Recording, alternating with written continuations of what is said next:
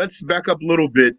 We started reciting this ayah. We did cover this ayah that prohibits wine and gambling. But let's just start from there and then we'll continue insha'Allah ta'ala.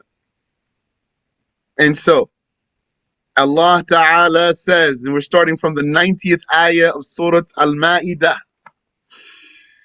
أعوذ بالله من الشيطان الرجيم يا أيها الذين آمنوا إنما الخمر والميسر والأنصاب والأزلام إنما الخمر والميسر والأنصاب والأزلام رجس من عمل الشيطان. All those who believe, wine, gambling, and erected idols, and fortune telling by arrow shafts are but filth of the devil's work. So, you know the wine, the intoxicating drink, that's najasa, filth. You know what gambling is? Such as for all participants in a game to contribute to the prize and the winner takes all. And the erected idols means here the idols that are for the pagans, special idols that they slaughter sacrifices upon, and they make the blood flow over the idol, a worship to the idol itself. That yani, it's the idol which is a table at the same time. They use the idol as a table for their sacrifice, and they make the blood flow over the idol as a worship to the idol. And al-azlam, fortune telling by arrow shafts. So yani al-azlam is the arrow shafts. So the ayah is saying wine and gambling and the ansab, which are those idols that are tables for the sacrifices, and the arrow shafts. So what do you do with arrow shafts? You make arrows out of them? Yeah, you make arrows out of arrow shafts, but sometimes you might do something haram with arrow shafts, which is that you do a sort of lottery by using arrow shafts, seeking your fortune. That's haram. So we talked about that. There would be three of them. One that says, my Lord commands me, one that says, my Lord forbids me, and one that's blank. So they would be shuffled, and then the person who wants his fortune would draw, or someone would draw for him.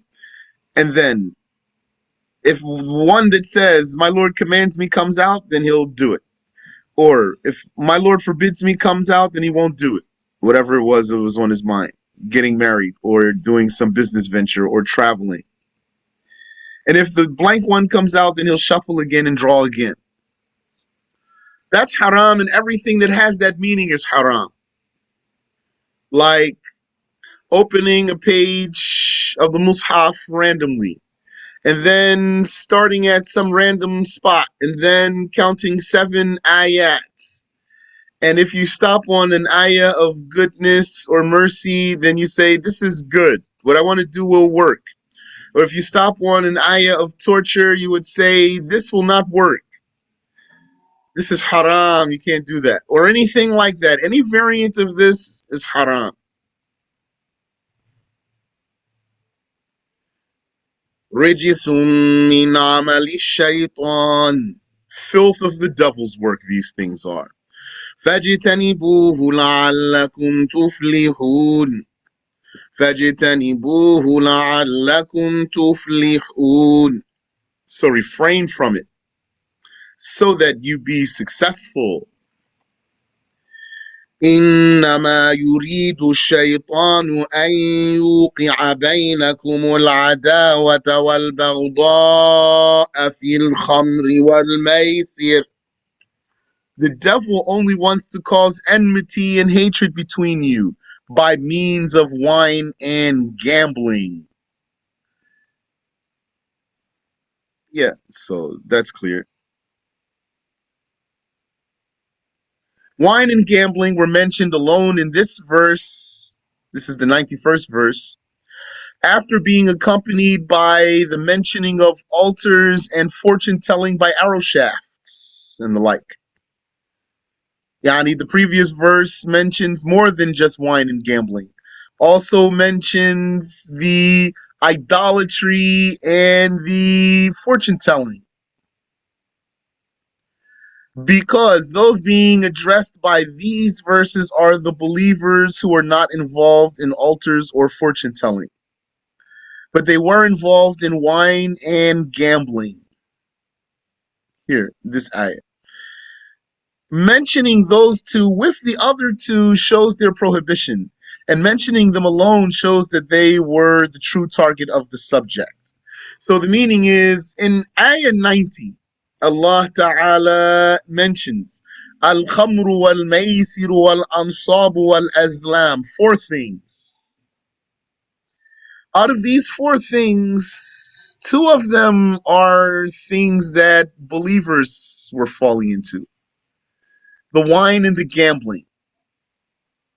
And two of them were prohibitions that the believers were not as interested in. Yani, the believers are not interested in those things. But those two things, the idolatry and the fortune telling, they are definitely haram, although they are not the practice of the Muslims.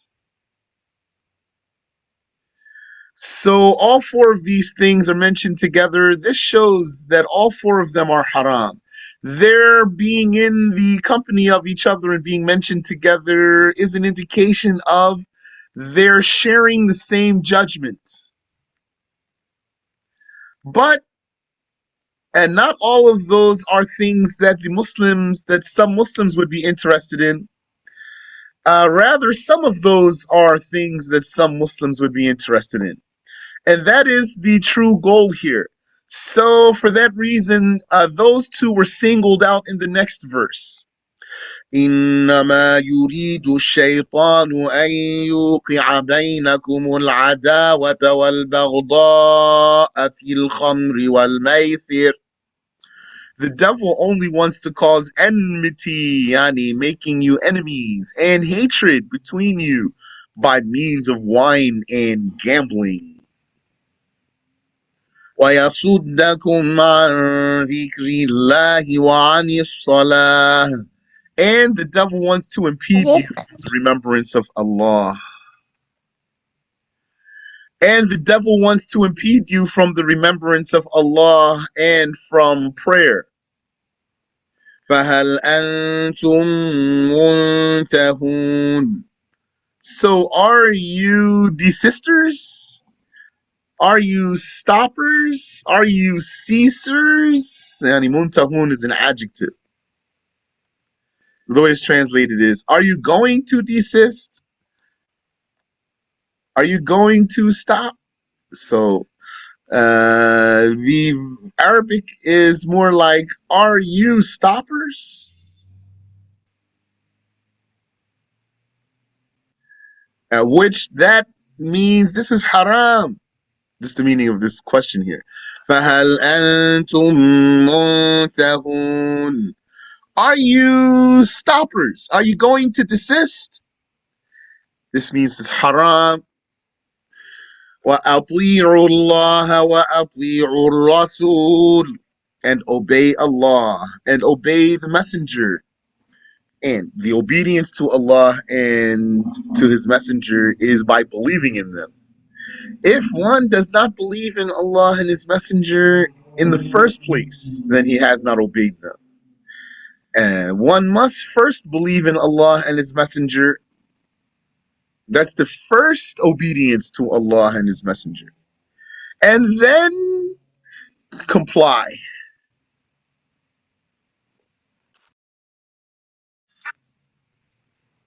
وَاحْذَرُوا. And be cautious of sins. وَاحْذَرُوا. And be cautious of sins. Beware. وَاحْذَرُوا. Beware. Beware of what? According to Jalalain, beware of the sins. فَإِن تَوَلَّيْتُمْ فَاعْلَمُوا أَنَّمَا عَلَى رَسُولِنَا الْبَلَاغُ الْمُبِينُ. then if you turn away from obedience, then no. That only incumbent upon our messenger is clear delivery, and your recompense is on Allah. Yani, if you don't comply, if you don't believe in Allah and His messenger, then know that this does not harm the messenger alayhi salatu wassalam. His job is to convey, and he will do his job, and he will not be accountable for you. ليس على الذين آمنوا وعملوا الصالحات جناح فيما طعموا إذا ما اتقوا وآمنوا وعملوا الصالحات. It says, not is there, Yani, there is not, on those who believed and did righteous deeds any sin. Not is there on those who believed and did righteous deeds any sin for what they consumed of wine and gambling before they were forbidden. Why is worded like that? It doesn't have to be worded this way. This is an attempt to follow the word order that's in the Arabic here. Laysa starts with a negation. So in the English, then there was an attempt there to start with the negation. لَيْسَ عَلَى الَّذِينَ آمَنُوا. But they're two different languages. So it doesn't mean necessarily flows the same way or has the same impact. لَيْسَ عَلَى الَّذِينَ آمَنُوا وَعَمِلُوا الصَّالِحَاتِ جُنَاحٌ فِيمَا طَعِمُوا. Not is there on those who believed and did righteous deeds any sin for what they consumed. For what they consumed of wine and gambling before they were forbidden. Before they were forbidden, yes, because, first of all, something is not forbidden until God makes it forbidden. Yani, nothing is forbidden until God makes it forbidden. That's what's correct. So, uh, Yani, what a person would assume to be a wrong thing, it's not going to be wrong if God didn't make it wrong. So before the wine was revealed to be haram and before the gambling was revealed to be haram, then it wasn't haram because there didn't come a revelation about that. Allah didn't forbid the believers yet concerning that. Then whoever engaged in that did not sin. And that's what the ayah is saying. ليس على الذين آمنوا وعملوا الصالحات جناح فيما طعموا. There is no sin on those who believed and did righteous deeds, no sin for what they consumed of wine and gambling before they were forbidden. إذا ما اتقوا, when they were wary of paganism, Yani. It wasn't yet forbidden to consume the wine or to gamble, but it was still obligatory to believe. إذا ما اتقوا وآمنوا وعملوا الصالحات. When they were wary of paganism, so they were Muslims, and they believed, and they did righteous deeds, and they did their obligations, and they avoided other sins. These particular things were not haram before the revelation came. So then, what the believers might do, as you know, at that time, a believer, he might take some wine and it gives him energy, not just yani, because would come to a person's mind that means they just are getting drunk, knocked out, and I don't know what, hanging out on the corner or something with wine bottles. It's not the case. So believer, he might take some wine, then basically gives them a buzz and has some energy. and maybe has some focus, and then he will go and do something. But some of them did get drunk in a strong way. So they didn't have yani someone who did consume the wine or gambling, yani the money from the gambling before it was forbidden. He wouldn't have a sin إذا ما اتقوا وآمنوا وعملوا الصالحات, when they were wary of paganism and they believed and did righteous deeds. ثم اتقوا وآمنوا, then they were wary of wine and gambling after they were forbidden and they believed in that prohibition. So you see, ليس على الذين آمنوا وعملوا الصالحات جناح فيما طعموا إذا ما اتقوا وآمنوا وعملوا الصالحات ثم اتقوا وأحسنوا. So what's that?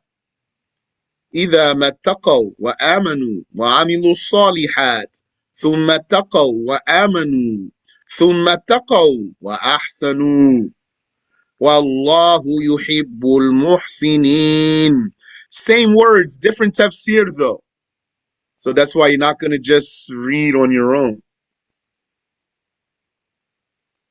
ثم اتقوا وآمنوا. The first time means ittaqo, they were wary of, or they beware of, they were afraid of, if you want, paganism. Wa amanu, and they believed. Yani, they were Muslims, and they were drinking wine sometimes and gambling. Thumma ittaqo, then they were wary of wine and gambling. Yani, it's a verb here. Ittaqo, they bewared. So this verb needs an object, needs, like if you say, Sam hit. So you're going to see hit what? So just by virtue of the verb, the meaning of the verb means needs something. So what did it hit? Maybe he hit Fred, and maybe he hit Roger. So which one? He hit both of them, or one of them, or what? He hit something. So ittaqo, they feared, they bewared, or they avoided something.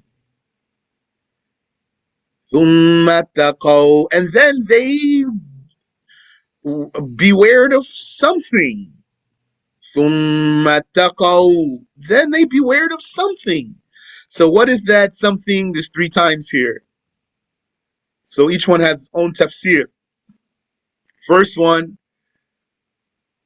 إِذَا مَتَّقَوْا, when they were wary of paganism. ثُمَّ اتَّقَوْا, the second one, then they were wary of wine and gambling after they were forbidden. وَآمَنُوا, and they believed in that prohibition. First time, وَآمَنُوا, they believed generally. They were Muslims. ثُمَّ اتَّقَوْا وَآمَنُوا, then they bewared of wine and gambling and they believed that it was haram. ثُمَّ اتَّقَوْا, then they were wary of all other sins. وَأَحْسَنُوا, and they did good to others. وَاللَّهُ يُحِبُّ الْمُحْسِنِينَ, and Allah accepts, meaning rewards the good doers. يا أيها الذين آمنوا ليبلونكم. But real quick here. Good doers. Favor doers.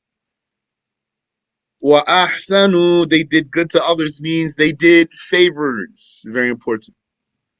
Subhanallah wa bihamdi. I remind myself and I remind you of the endowment of Allah upon you. Whatever that endowment is.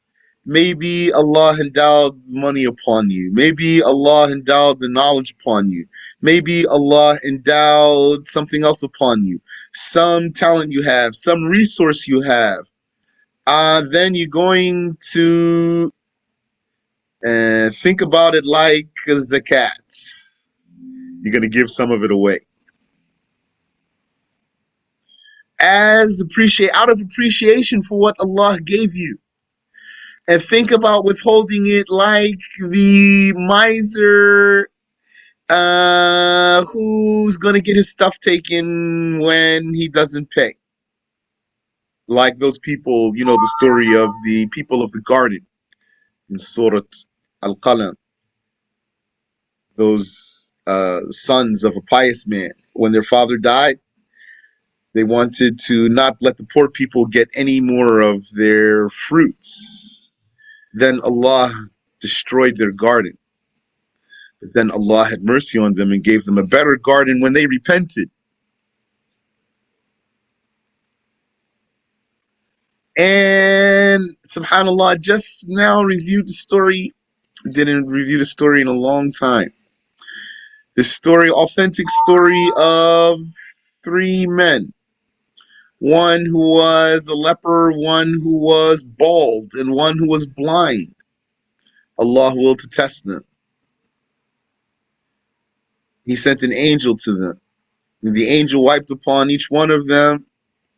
And the leper, his skin was cured and his complexion was beautified. The bald man, his hair grew. And the blind man, his sight was restored. And Allah made each one of those 3 wealthy.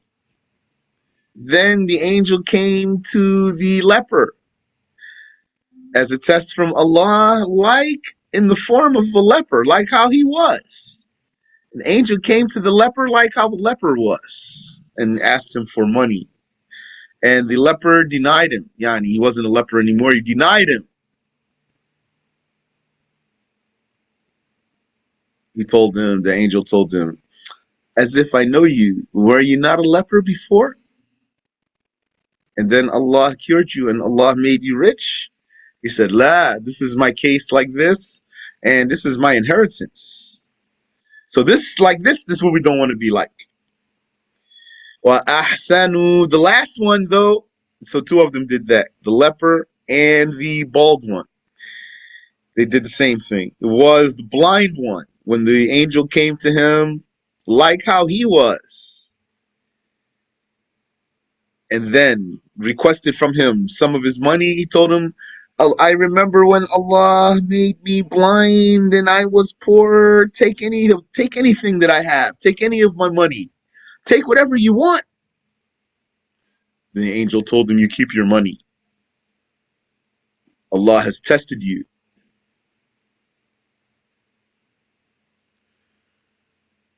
ثُمَّ اتَّقَوْا وَأَحْسَنُوا. Then they were wary of all other sins and they did good to others. وَاللَّهُ يُحِبُّ الْمُحْسِنِينَ. And Allah accepts, yani rewards, the good doers, the favor doers. يا أيها الذين آمنوا ليبلونكم الله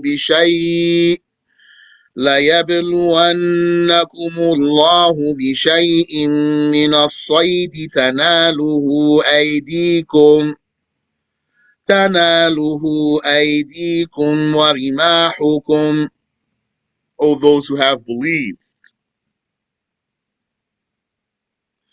by God, Allah will certainly test you in the state of ihram by driving towards you some of the game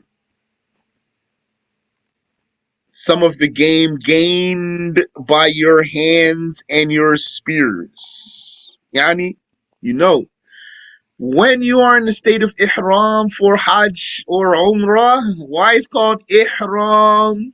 Because makes some things become haram. And amongst what becomes haram, yani, you become haram. Yeah, that's valid to say. When you are in a state of ihram, you are haram. You're going to say, I'm haram. As long as you're not in a state of ihram, you can say, I'm halal. So when you get into the state of ihram, you become haram. Yani, there's things that are haram for you. Amongst those things is hunting the wild, edible land animals. Hunting the wild, edible land animals. So by saying wild, we are excluding domesticated. By saying land, we are excluding the fish. And by edible, we are excluding inedible.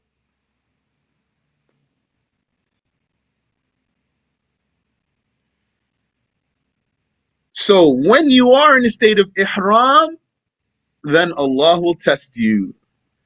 لَيَبْلُوَنَّكُمُ اللَّهُ بِشَيْءٍ مِّنَ الصَّيْدِ تَنَالُهُ أَيْدِيكُمْ وَرِمَاحُكُمْ. Allah will certainly test you when you are haram by driving towards you some of the game that is gained by your hands and your spears. The game refers to the hunted land animals, the wild ones, not the sea animals. Yani, as for domesticated ones, you don't hunt them. Like, do you have some chickens? So you're not hunting them. You're just gonna go get a chicken out of your backyard or a sheep. That's not called hunting. So look at that right there. So what you're gonna do, inshallah, recognize when the test from Allah comes to you.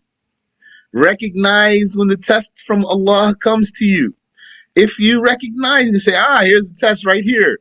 When, inshallah, you recognize that test from Allah right there, you're going to say, then inshallah, I'm going to pass this one, not fail this one. And then, inshallah, you'll pass that one. You'll pass that test there, and then Allah will bless you, bi'idhnih.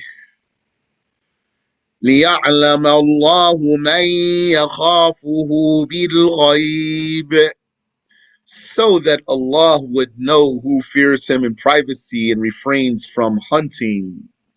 So that Allah would know, meaning so that what He knew eternally would manifest. And then He would know it in reality, meaning in, as we say, in real time, live. Then He would know it live in real time, time pertaining to us creatures, as He knew it in eternity before time. Not that the time pertains to Him, but there would be time existing because there's creations existing. And so He would know the thing as it is live, as He knew it before there was any time at all. So that's the meaning here. So this is a literal translation. لِيَعْلَمَ اللَّهُ. So it literally translates as so that Allah would know. And then somebody might think that this would mean, that this implies that otherwise He would not know. So that's where somebody's gonna, one, at the very least, not accept this wording here. We'll say not a good translation. So that Allah would know, give the impression that if not for that, He would not know. Therefore, poor translation, and that's arguable. But there's footnote here. Without this footnote, then that's definitely not good translation. But footnote to thwart what is feared from this literal translation here. So what does the footnote say here? Meaning, so that what He knew eternally would manifest, what He knew in eternity when there was no time and no event and no creation would actually manifest in time as a created thing. And then He would know it in reality, as it is presently existing in time, as He knew it in eternity before it existed and before there was any time. His slaves would then know what it was that He knew in eternity concerning that issue. And any issue. Whenever anything happens at any moment, we then know what Allah knew in eternity. Like, for example, what's this lesson today? So I didn't know even what's going to come out my own mouth. Now, everything that comes out my mouth, now I know that Allah knew what it would be, because now I see what it is. That's what Allah knew in eternity. He knew it in eternity when it was not anything. Then when it happened, he knew it he knew it when it was existing as he knew it in eternity. And then when the created beings see it come into existence, then they're going to know that this is what God knew would be. And before that, they're not going to know. And then he would recompense every doer for what he did. Every good doer or evil doer, he will recompense him for what he did. Not recompense him merely for what Allah knew of him. Allah will reward or punish one for what that one did, not merely what he knew about that one. But he could have, if he willed, he could have created us and put us in paradise or hell immediately without putting us on earth by what he knew. Meaning, it could have been, had he willed, that he knew in eternity which of us would be obedient creatures and which of us would be disobedient creatures, and then just create hellfire and put the ones that he knew would be disobedient in hell, and put the ones that he knew would be obedient in paradise. So if he willed, he would have done that. But had he done that, then the ones who are in hell would say, "Oh Lord, had only you sent to us a messenger, had only you sent to us a warner." And so he didn't punish or reward by what he merely knew. Rather, he created this world and put us in this world so we can do what we're going to do. And then he's going to punish us or reward us for what we actually did and not merely what he knew. لِيَعْلَمَ اللَّهُ مَنْ يَخَافُهُ بِالْغَيْبِ. And this wording here may be still going to get edited. So this is what it is right now. It's literal translation supported by a footnote for clarity, and maybe still will be edited in the future, inshallah. So the way it's translated here is so that Allah would know who fears him in privacy and refrains from hunting. مَن يَخَافُهُ بِالْغَيْبِ. Who fears him in privacy? What does that mean? There's some people, because they really are believers, that they're going to pray without somebody telling them to pray, and if there was nobody around. And they're going to fast if there wasn't anyone to see them. And they're going to avoid sins and there's no one to see them. As opposed to some people, they only do something if someone else is around, because of the weakness of their faith, actually, and the lack of sincerity. فَمَنِ اعْتَدَى بَعْدَ ذَلِكَ فَلَهُ عَذَابٌ أَلِيمٌ. So whoever transgresses and hunts after that prohibition, he shall have a painful torture.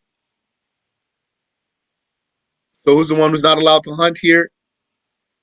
That's the one who's haram, the one who's in the state of ihram for Hajj or Umrah. Ahlan wa sahlan everyone, barakallahu feekum. يا أيها الذين آمنوا لا تقتلوا الصيد وأنتم حرم. O those who have believed, do not kill game while you are in the state of ihram for Hajj or Umrah. Do not kill game. So the game is the hunted animal. Do not kill game while you are haram. Wa antum hurum. Hurum is plural of haram. For Hajj or Umrah. What's the difference between them? The Hajj is what people call pilgrimage. It is the mission to the Kaaba to do the worships there. That mission that is obligatory once in a lifetime for the one who's able to do so.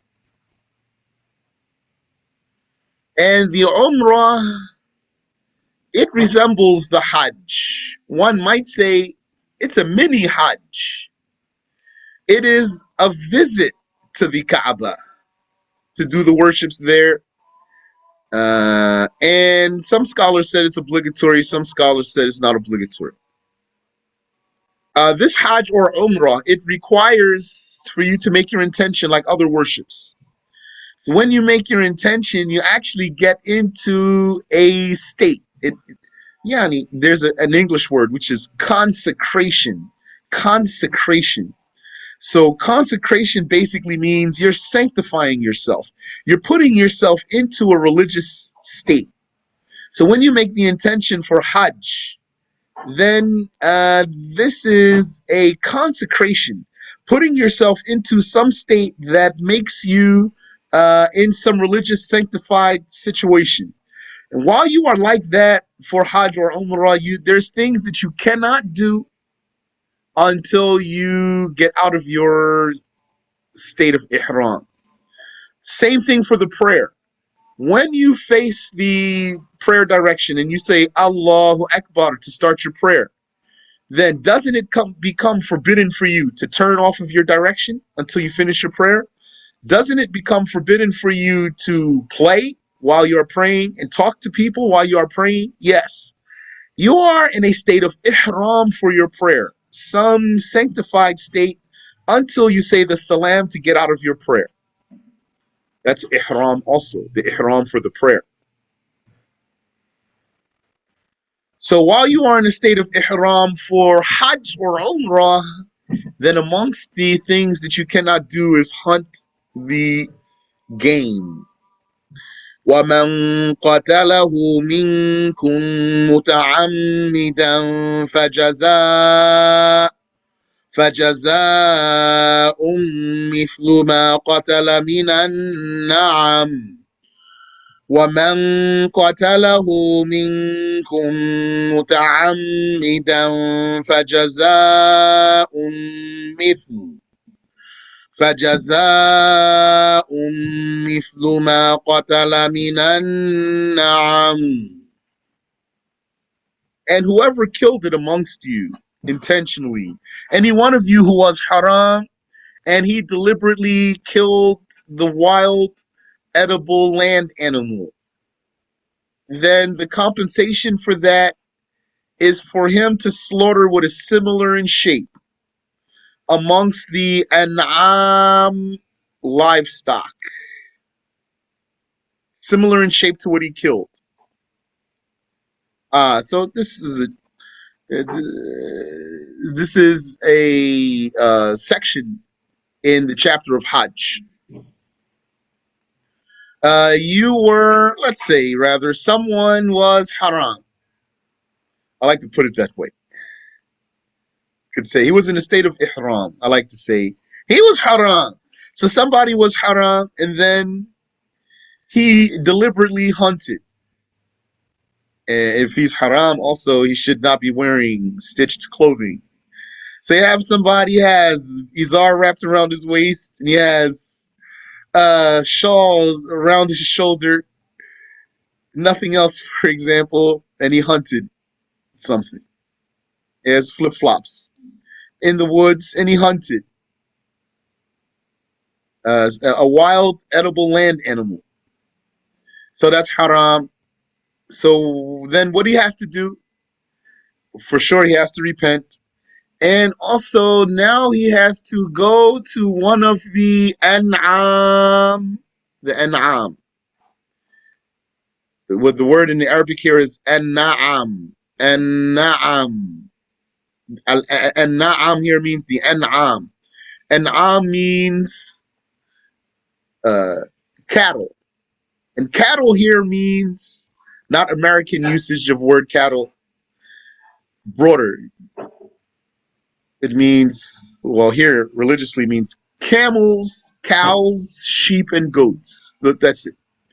Camels, cows, sheep, and goats. Just these. Those are the an'am. So this person who was haram, he hunted a wild edible land animal. Then he has to repent, and he also has to get one of the an'am, the one that looks mostly like what he killed, and slaughter that and feed the people with it, with the meat of that. So if he hunted an ostrich, then he has to slaughter a camel.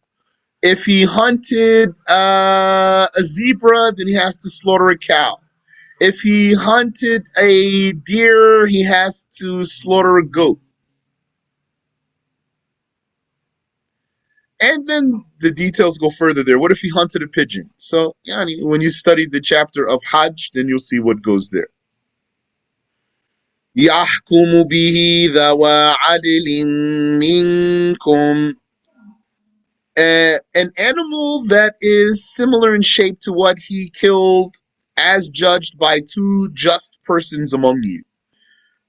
In a case where that's required. Some cases are clear, like the examples I gave you.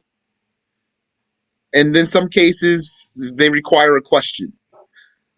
So then it's going to be as judged by two just persons among you, but there's rules there. If you study the chapter of Hajj, then you will see what those rules are. Hadiyam baligh al-Kaaba, as a gifted sacrifice that reaches the Kaaba. As a gifted sacrifice that reaches the Kaaba, Yani he's going to have to slaughter that animal, that cattle from the An'am, and then feed the people of the Haram with its meat. أو كفارة. Okay. أو كفارة طعام مساكين. Or if he doesn't slaughter such an animal, then the expiation of it, if he wants, is feeding the poor.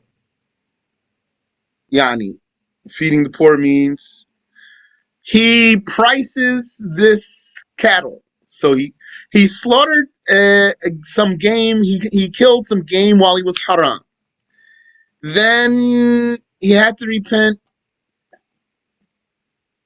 and slaughter some of the religious cattle. Religious cattle. Maybe I'll call them religious cattle here, because only means camels, cows, sheep, and goats. That's it. He has to slaughter some religious cattle, or what he can do is, Yani, which one he has to slaughter, which religious cattle he has to slaughter, whatever is most most similar to what he killed. Or what he can do is price that similar cattle, how much it's worth. Then, with that value, buy wheat and then feed the people with the wheat.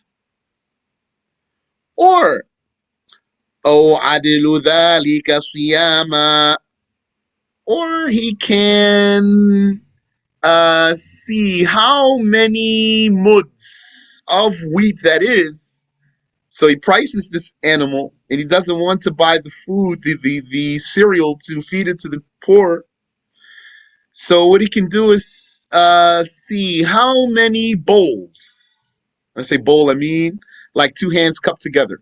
How many bowls of wheat would the price of this animal purchase? So many? 60, 70, 80? I don't know how many. How many bowls would it purchase? Then he can fast that many days.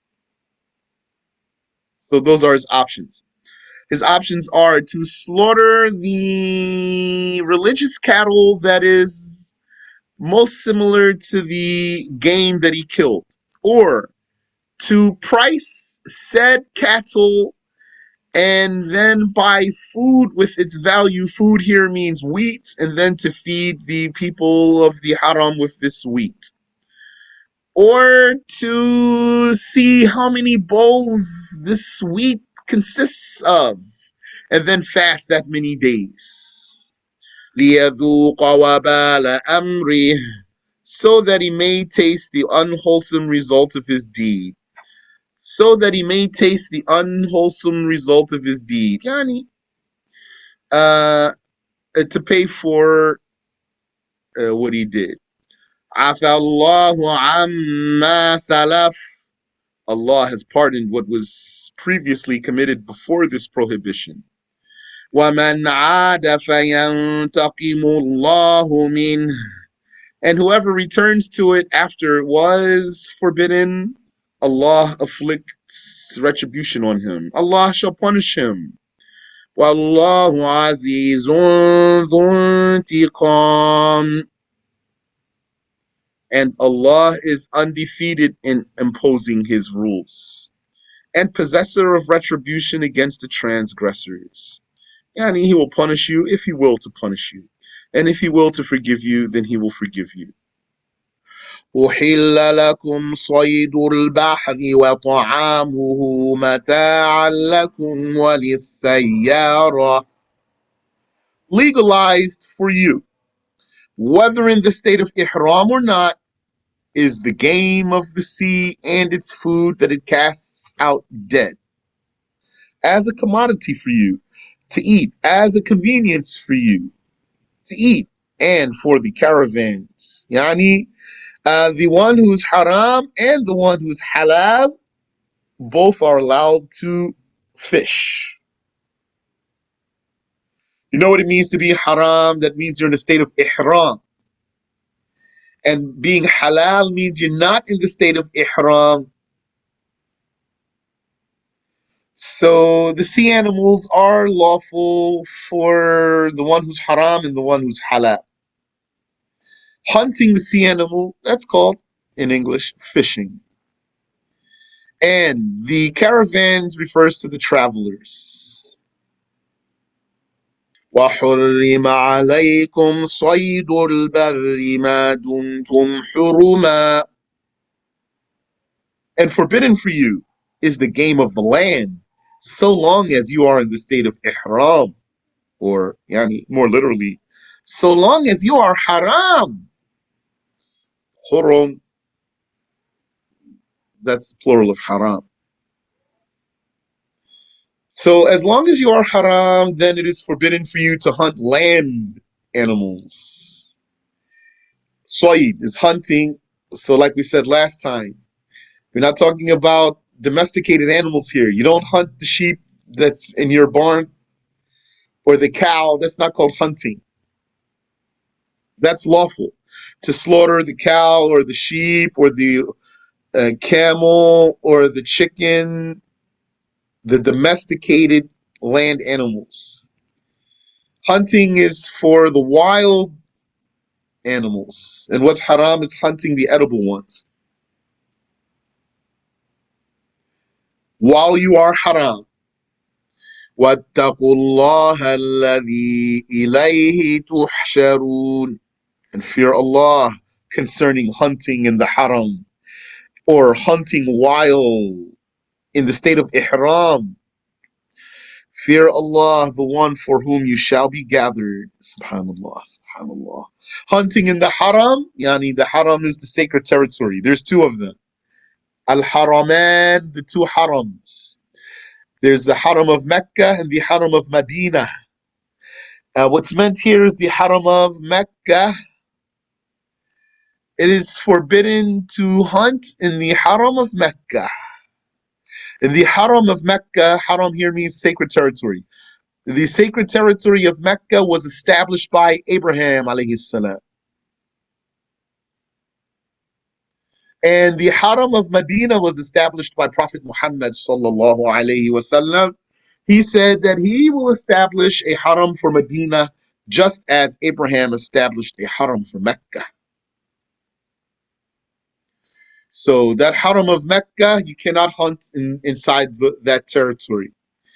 and also other things that you cannot do there. جعل الله الكعبة البيت الحرام قياما للناس والشهر الحرام. Allah has made the Kaaba, the sacred house, a sanctuary for the people. Sanctuary means safe place. What do they say these days? Safe space. Allah made the Kaaba a safe place. There's no fighting there. But the Prophet sallallahu alaihi wasallam has permission though. The Prophet is not included here. You know the Prophet, he has some rules that are unique for him, special for him, not rules pertaining to others. The Prophet sallallahu alaihi wasallam, he was allowed to engage in, I'm going to use the word violence, within the haram. But that's going to be illegal violence if you accept the word violence here.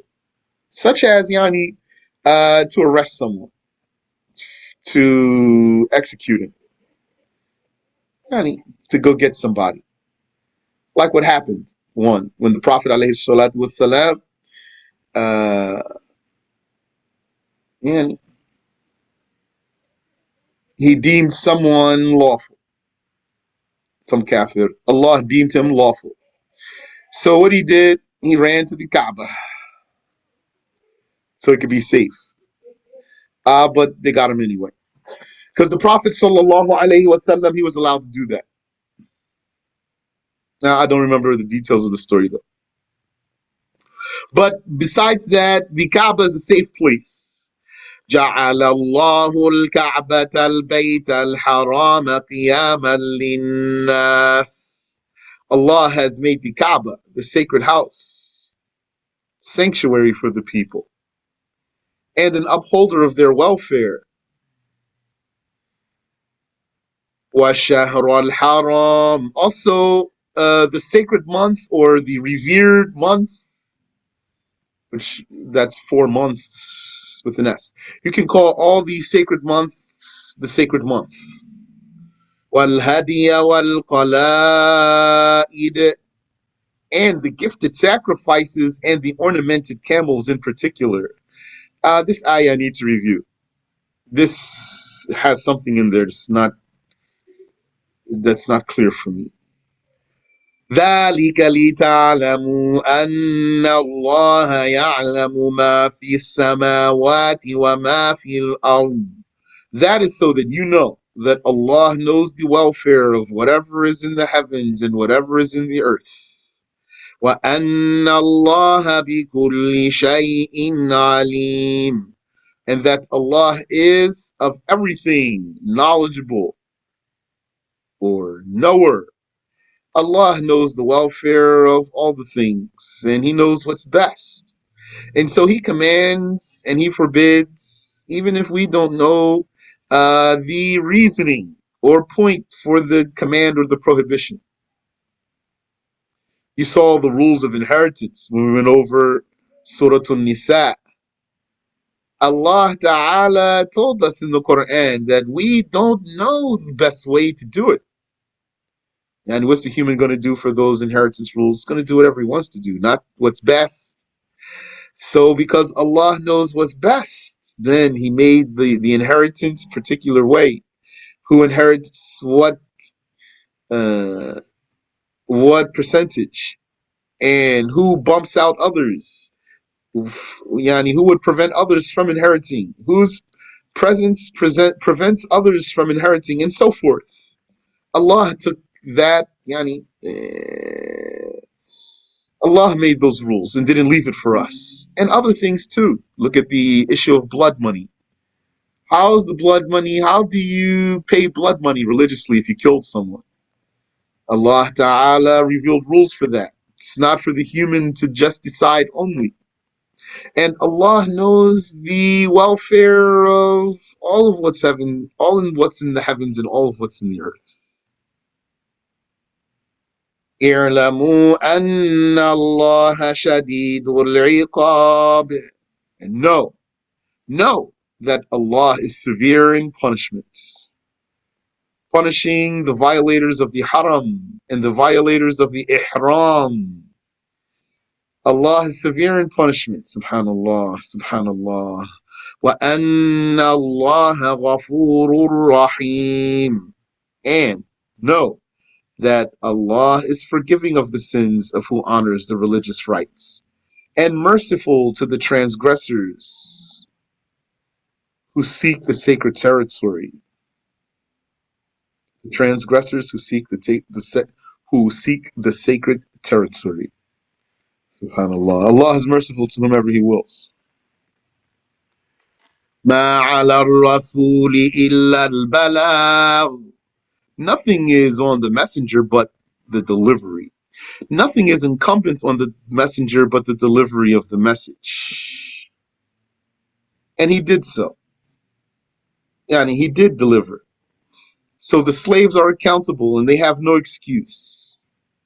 And if someone doesn't believe, that's not against the messenger. Another person's believing is not the messenger's responsibility. The messenger's responsibility is to deliver the message. And our responsibility is to respond. وَاللَّهُ يَعْلَمُ مَا تُبْدُونَ وَمَا تَكْتُمُونَ. And Allah knows what you display and what you hide, and He shall recompense you. قُلْ لَا يَسْتَوِي الْخَبِيثُ وَالطَّيِّبُ. Say, O Muhammad, the bad and the good are not equal. He punishes the bad one who's the kafir, and He rewards the good one, and the good one is the Muslim. Yani, that's what it means if these are referring to people. If the bad one refers to a bad type of person and the good one refers to a good type of person, yani if the al-khabith refers to a bad type of person, and if at-tayyib refers to a good type of person, then the bad one is the kafir, and Allah punishes him, and the good one is the Muslim, and Allah rewards him. And it could be that this is broad, yani general. And so the good and the bad would refer to or would include money and good deeds and bad deeds. Yani good money and bad money, and good deeds and bad deeds. قُلْ لَا يَسْتَوِي الْخَبِيثُ وَالطَّيِّبُ. Say, the bad and the good are not equal. They're not the same. وَلَوْ أَعْجَبَكَ كَثْرَةُ الْخَبِيثِ. Even if the abundance of the bad pleases you, still not better. Prefer the good over the bad, even if the good is little and the bad is plenty. And don't be impressed by that bad, even if it's a lot, because it does not have blessing. Because it does not have blessing. That bad is going to go away, inshallah ta'ala, or it's going to bring you trouble because it doesn't have blessing. فَاتَّقُوا اللَّهَ يَا أُولِي الْأَلْبَابِ لَعَلَّكُمْ تُفْلِحُونَ. So fear Allah in refraining from it, O those of intellects, so that you may be successful. Ya ulil albab, O those who have minds, O those possessed of minds. Al albab, uli means those who have. Ya ulil albab, O those who have al albab. Al albab means minds. This means the smart people. Oh, you smart Muslims, you intellectuals. Fear Allah so that you may be successful. Yani, that's avoiding the sin and fearing Allah. It is an indication of one's intellect, the purity of his intellect. It's not only being able to do math and speak languages, or yani to be academically prodigious or something. This is not just what makes a person a genius.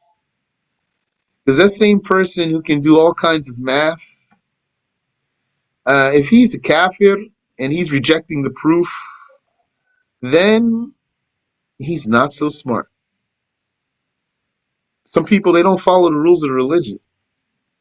You'll find a person, he doesn't follow the rules of the religion. And then he would say, what do you think, I'm stupid? Nobody's stupid here. I will say to that person, if I see that person next time you say that to me, I'm going to tell him, you're not as smart as you think you are. I didn't tell him last time. You're not as smart as you think you are because you don't follow the rules of the religion. If you stick to the rules of the religion, you'll be way smarter.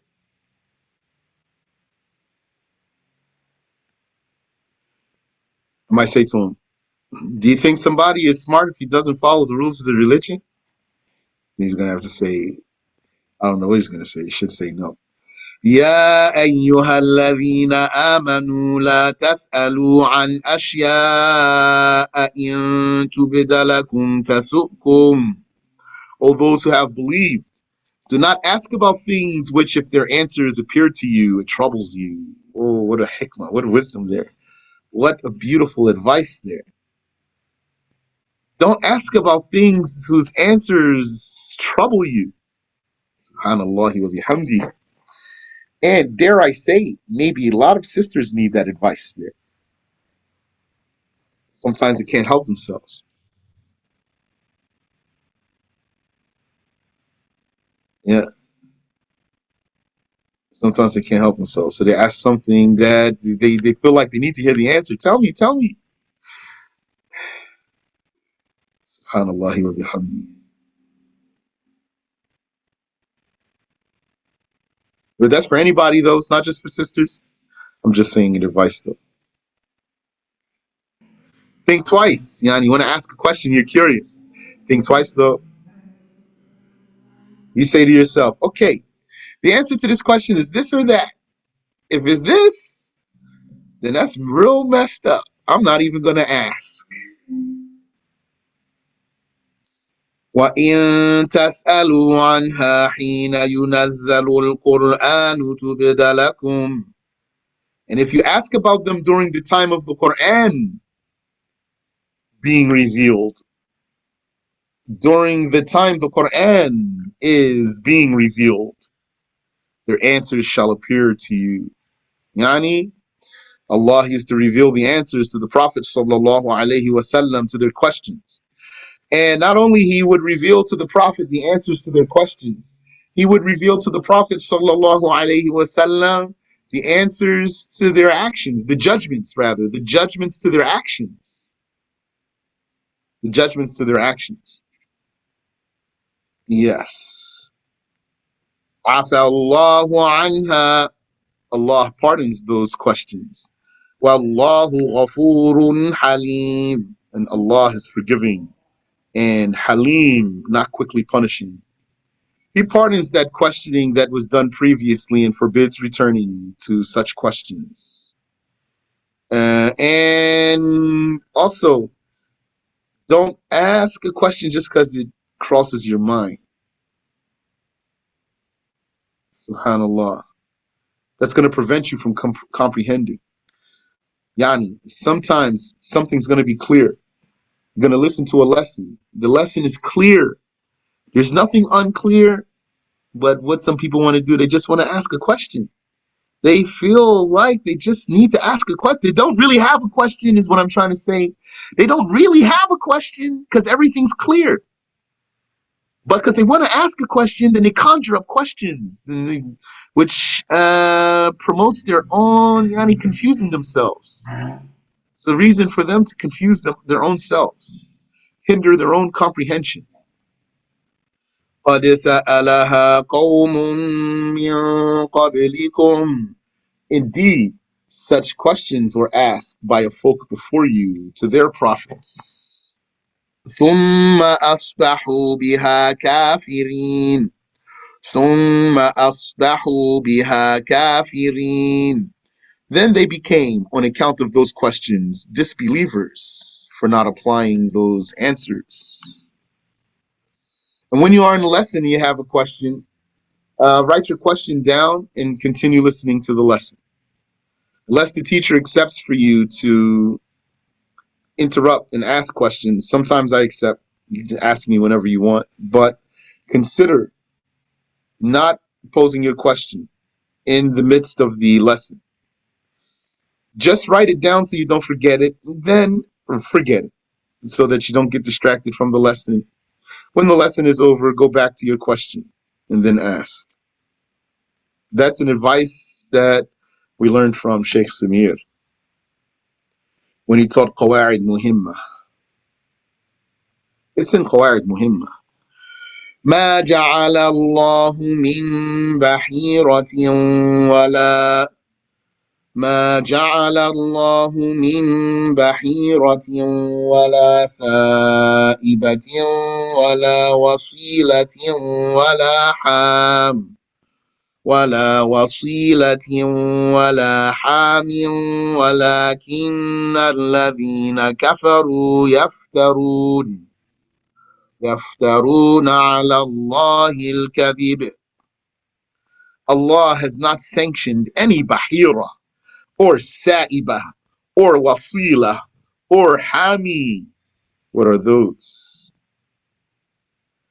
The bahira is a she camel if it had 5 deliveries during the time of ignorance. If it had 5 deliveries and then the last one was a male, they would clip the ear of this female, the one that had these deliveries, and refrain from riding her and slaughtering her, and they would not chase her away from any water or pasture, meaning she's retired now. She had 5 deliveries, and the last one was a male. Now she's officially retired for them, those old Arabs, pagan Arabs. This is part of their pagan religion. Allah has not sanctioned something like this, meaning what? Yeah, you might say, what's the problem here? Cow had 5 deliveries, last one was male, now they're just going to leave it alone. Problem is that it's not haram. You can still slaughter that camel, that cow. You can still slaughter that cow and eat it. It's not haram. You can still use that cow for whatever you want. It's not sanctioned in this way. This is from the religion of the old Arabs. It didn't come from Allah Ta'ala. He did not sanction any bahira, nor did he sanction a sa'iba. The sa'iba is if a man said, if I return from my travel, or if I am cured from my sickness, then my she camel is a sa'iba. Then he makes it like the bahira, and refraining from benefiting from it. And he retired it. And nor did Allah sanction a wasila. If a sheep had 7 deliveries, and the 7th were a male, then the men would eat it. And if it were a female, then they would release it into the flock. They would also release it into the flock if it were a male and a female in that 7th delivery, born together. They would say that she has connected her brother. So that is called the wasila, or connected to her brother. And Allah Ta'ala did not sanction any hami. The hami, if a stud fathered 10 deliveries, the stud is the male that mates with the females, goes around the flock and just mates with the females. If a stud fathered 10 deliveries, they would make his back off limits from riding and carrying loads, and they would not forbid it from any water or pasture. So in all these cases, they are retiring these animals. So like I told you, this is from the pagan religion of the old Arabs. And there was one man in particular, I don't remember his name. He was the one who introduced the Arabs to this behavior, these practices. This one for the Arabs is like Paul for the Christians. What did Paul do?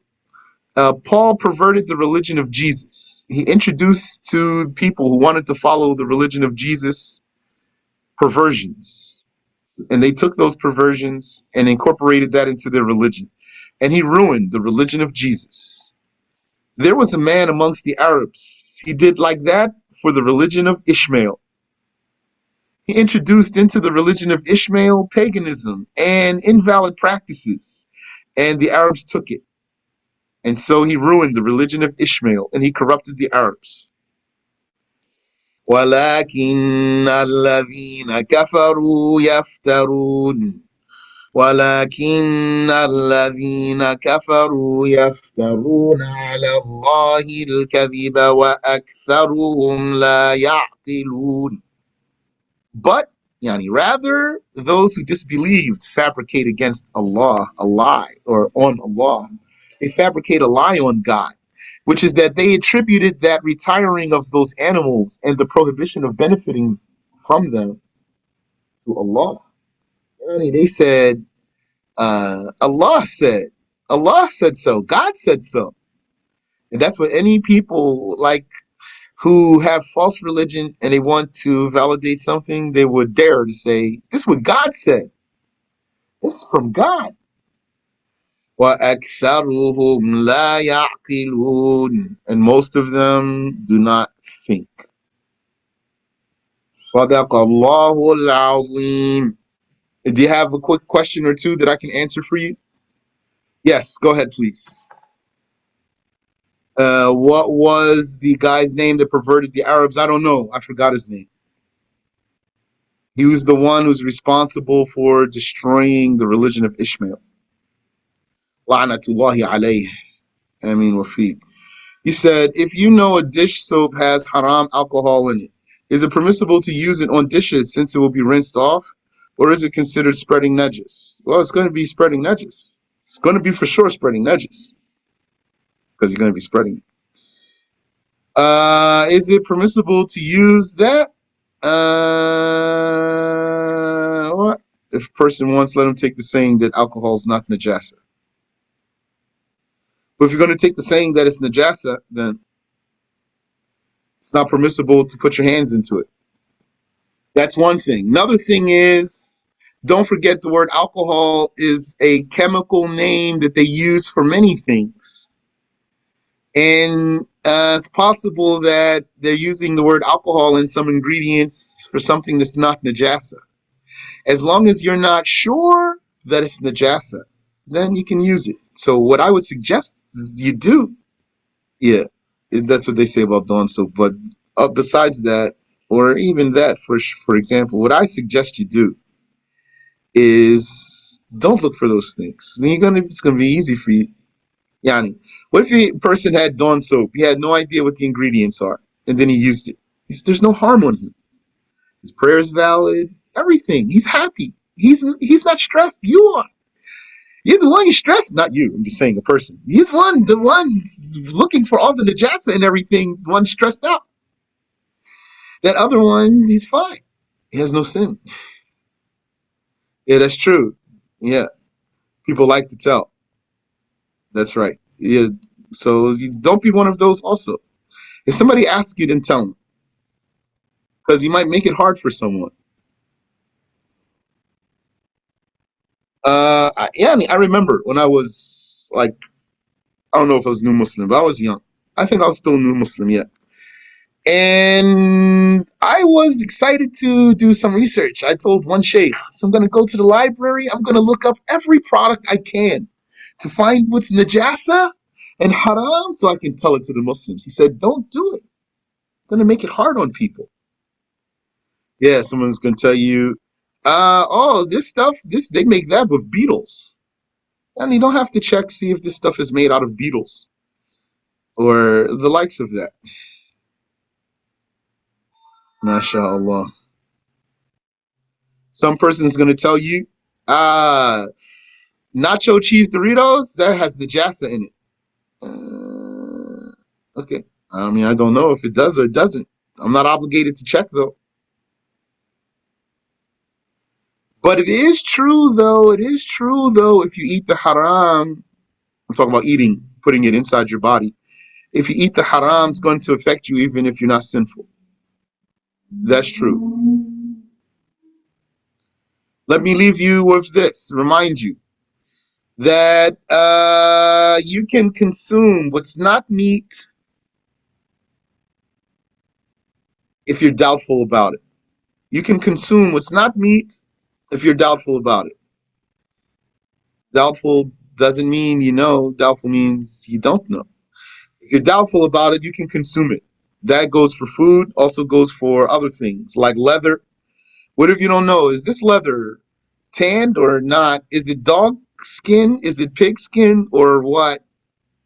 I don't know. Is this from a cow? Is this from a pig? What is this skin? You don't have to know. Then you won't be sinful and you can use it. That's how it goes. And same thing for food that's not meat. I don't know. It says here it has chicken fat in this ramen noodle flavor packet here. Chicken fat? I don't know. I'm not sure. I have doubts in my heart that there's really haram in here. So if that's really, really, really a case, then it's not meat. You can eat it. Medicine that is in gel form. Yeah, Sheikh says permissible to eat gelatin. He said gelatin is like cheese. So if you know that the gelatin is made from haram, you cannot eat it. And if you know your cheese has haram, you cannot eat it. If you know. Or you believe, let's say. If you believe that the gelatin is made from haram, you can't eat it. If you believe that the uh, cheese is made from haram, you can't eat it. You say, can one retract the doubt they had, for instance? Yes. You said retract a doubt. When you say retract the doubt, you mean he was doubting and then he became sure? Or you mean the other way? Yeah, you might, for sure. You can doubt about something and then become sure later. And also the other way, you might have been sure about something and then you doubt it later. Like, maybe you were sure that all of the gasoline or petrol stations have najasa in the petroleum, in the gas or gasoline. Maybe you were sure, but then after that you started doubting. It all started when you came to one gas pump and it said may contain 10% alcohol. Then you said may. May means not necessarily. Wait a minute. You guys aren't even sure about your own product here. All these years I've been so positively sure that you have najasa here, you're not even sure. Oh, hey, khalas, I don't know. I don't know what's in there. Then you can use it. And you don't have to jump through hoops here. He says, so I've never read for myself that Dawn soap has denatured alcohol. Can I just assume it doesn't? Yeah, you're not obligated to check. That's some strong stuff, though, that Dawn, I'll tell you that. So let me stop here. Subhanaka Allahumma wa bihamdik. أشهد أن لا إله إلا أنت أستغفرك وأتوب إليك